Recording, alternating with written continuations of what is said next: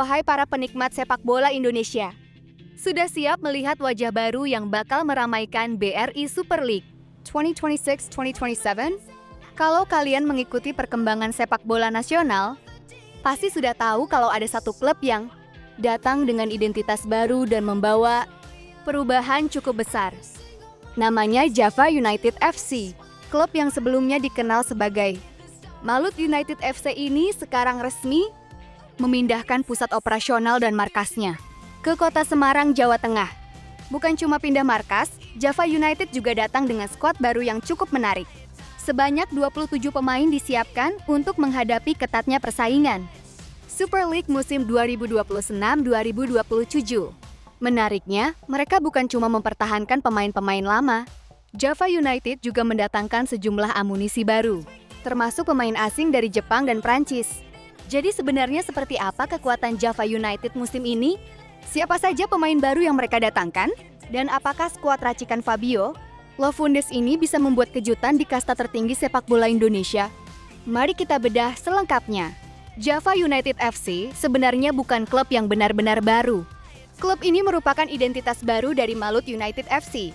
Sebelumnya, klub tersebut berbasis di Ternate, Maluku Utara. Namun memasuki musim 2026-2027, mereka melakukan transformasi organisasi dengan memindahkan pusat operasional dan markas klub ke kota Semarang. Perubahan ini tentu bukan sekadar mengganti nama. Java United ingin membangun identitas baru, sekaligus mengambil peran lebih besar dalam perkembangan sepak bola di Jawa Tengah.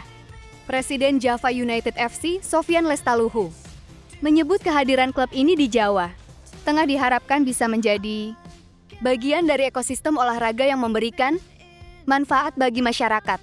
Artinya, Java United bukan cuma ingin bertanding. Mereka juga ingin membangun hubungan yang lebih kuat dengan daerah barunya. Dan tentu saja, langkah pertama untuk membangun identitas baru adalah menyiapkan skuad yang kompetitif. Disinilah menariknya. Java United membawa 27 pemain untuk menghadapi musim 2026-2027. Di kursi pelatih, mereka masih mengandalkan Fabio Lavundes. Pelatih asal Brazil ini akan menjadi sosok yang bertanggung jawab mengolah perpaduan pemain lama dan pemain baru menjadi satu tim yang solid. Nah, salah satu hal yang paling menarik dari skuad Java United musim ini adalah keberagaman pemain asingnya. Sebab setelah sebelumnya sangat kental dengan aroma Brasil, sekarang mereka mulai membuka pintu untuk pemain dari negara lain. Salah satunya adalah Kei Hirose. Gelandang asal Jepang ini sebenarnya bukan nama asing bagi pencinta sepak bola Indonesia. Kei Hirose sudah berkarir di Indonesia sejak Februari 2019. Klub pertama yang diperkuatnya di Indonesia adalah Persela Lamongan. Setelah itu, Hirose menjadi bagian dari Borneo FC selama lebih dari 4 tahun. Selama berada di Indonesia, pemain yang kini berusia 3 tahun ini dikenal sebagai salah satu gelandang yang punya pengalaman cukup panjang di kompetisi nasional. Jadi ketika Java United mendatangkan Hirose, mereka bukan sedang membawa pemain yang harus beradaptasi dari nol. Dia sudah tahu bagaimana kerasnya sepak bola Indonesia. Sudah tahu atmosfer pertandingan di sini. Dan sudah tahu bagaimana menghadapi persaingan di lini tengah. Tapi Java United ternyata tidak berhenti di Hirose. Mereka juga mendatangkan Christian Gomis. Nah, kalau Hirose sudah familiar dengan sepak bola Indonesia, Gomis justru datang dengan status berbeda. Gelandang kelahiran Senegal yang memiliki paspor Prancis ini akan menjalani debutnya di BRI Super League. Sebelum bergabung dengan Java United, Gomis bermain di Liga Thailand. Dia tercatat memperkuat BJ Pathum United pada periode 2024 hingga 2025. Setelah itu, dia melanjutkan karier bersama Uthai Thani pada musim 2025 hingga 2026. Dan ada satu hal yang membuat Gomis cukup menarik. Posturnya mencapai 202 cm. Bayangkan saja, pemain setinggi itu berada di lapangan dan harus berduel dengan pemain-pemain lain. Secara karakter, Gomis juga dikenal serba bisa. Dia bisa bermain sebagai gelandang, tetapi juga mampu ditempatkan sebagai bek tengah. Jadi, kalau Fabio Lavundes membutuhkan pemain yang bisa mengisi lebih dari satu posisi, Gomis bisa menjadi salah satu jawabannya. Bahkan bukan tidak mungkin Gomis nantinya lebih sering berada di lini belakang. Sebab Java United sudah punya beberapa pilihan di lini tengah, termasuk Jonathan Machado dan Kei Hirose. Kalau dimainkan sebagai bek tengah, Gomis berpotensi menjadi pasangan Gustavo Franca. Dan kalau duet ini berjalan sesuai harapan, Java United bisa memiliki kombinasi bek yang punya postur dan kekuatan. Fisik cukup menarik. Tapi tunggu dulu, Java United ternyata tidak hanya berbelanja pemain asing. Mereka juga menambah 2 pemain lokal, namanya Yabes Roni dan Fahreza Sudin. Yabes Roni sebelumnya bermain untuk Persis Solo pada musim 2025-2026. Sementara Fahreza Sudin datang setelah memperkuat PSIM Yogyakarta pada musim yang sama. Kehadiran 2 pemain ini membuat komposisi skuad Java United semakin lengkap. Jadi kalau kita melihat skuadnya secara keseluruhan, Java United memang mencoba membangun keseimbangan. Ada pemain lama, ada pemain baru, ada pemain yang sudah sangat mengenal sepak bola Indonesia. Dan ada pula pemain asing yang baru pertama kali merasakan atmosfer Super League. Menariknya lagi, Java United sekarang memiliki 9 pemain asing. 5 diantaranya merupakan rekrutan yang datang untuk memperkuat skuad musim 2026-2027. Mereka adalah Kei Hirose, Christian Gomis, Caio Nunes, Jonathan Machado, dan Jorge Moura. Sementara 4 pemain asing yang dipertahankan berasal dari skuad sebelumnya. Ada Gustavo Franca, Ciro Alves, Victor Duarte, dan David da Silva. Nah, nama-nama ini tentu bukan pemain sembarangan. Ciro Alves dan David da Silva sudah dikenal sebagai pemain yang punya pengalaman di sepak bola Indonesia. Begitu juga Gustavo Franca yang masih menjadi bagian penting dari komposisi tim. Artinya, Java United tidak benar-benar membongkar seluruh skuad. Mereka justru mempertahankan beberapa pemain penting sambil memasukkan wajah-wajah baru. Strategi seperti ini tentu punya keuntungan. Para pemain lama bisa membantu pemain baru memahami karakter sepak bola Indonesia. Sementara pemain baru bisa memberikan variasi dan energi berbeda di dalam tim. Dan jangan lupa, Java United juga masih punya sejumlah pemain lokal yang menjadi bagian dari skuad.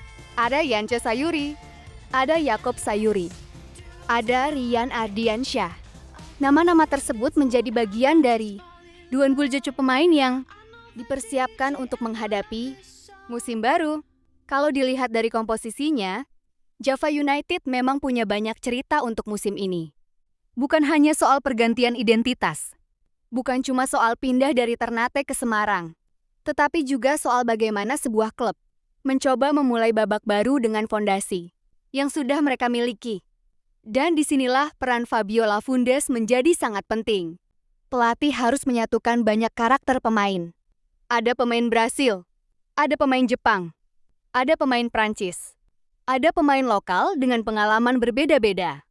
Semuanya harus dibuat menjadi satu kesatuan. Karena di atas kertas, memiliki banyak pemain bagus belum tentu otomatis membuat sebuah tim menjadi kuat. Yang menentukan justru bagaimana mereka bermain sebagai satu tim. Apalagi persaingan Super League. Musim 2026-2027 tentu tidak akan mudah. Setiap pertandingan bakal menjadi ujian. Tim besar akan datang dengan target kemenangan. Tim papan tengah juga tidak mau kehilangan poin. Bahkan tim yang secara nama dianggap lebih kecil, bisa saja menjadi batu sandungan. Jadi, Java United harus benar-benar siap. Dan kalau melihat langkah mereka sejauh ini, klub berjuluk Laskar Kepodang Emas tersebut tampaknya memang serius mempersiapkan diri. Kedatangan Kei Hirose memberikan pengalaman. Christian Gomis memberikan fleksibilitas dan kekuatan fisik. Yabes Roni serta Fahreza Sudin menambah pilihan pemain lokal. Sementara pemain-pemain lama seperti Ciro Alves, David da Silva, Gustavo Franca, dan pemain lainnya memberikan kesinambungan. Sekarang pertanyaannya tinggal satu. Apakah perpaduan pemain lama dan baru ini bisa membuat Java United menjadi salah satu kekuatan baru di Super League?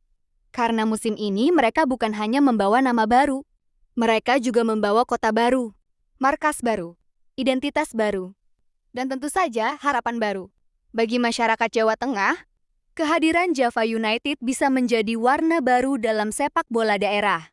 Sementara bagi klub sendiri, musim 2026-2027 bisa menjadi awal dari perjalanan baru setelah meninggalkan identitas Malut United FC. Jadi, jangan hanya melihat Java United sebagai klub yang sekedar berganti nama. Lihat bagaimana mereka membangun skuad, lihat bagaimana mereka beradaptasi dengan markas baru. Dan lihat bagaimana Fabio Lafundes mengolah 27 pemain ini menjadi sebuah tim yang kompetitif. Karena pada akhirnya, sepak bola tidak ditentukan oleh nama besar di atas kertas. Semuanya akan dibuktikan di lapangan. Dan ketika peluit pertama pertandingan berbunyi, Java United tidak lagi membawa cerita tentang masa lalu. Mereka akan membawa identitas baru sebagai Java United FC. Laskar Kepodang Emas siap memulai babak baru.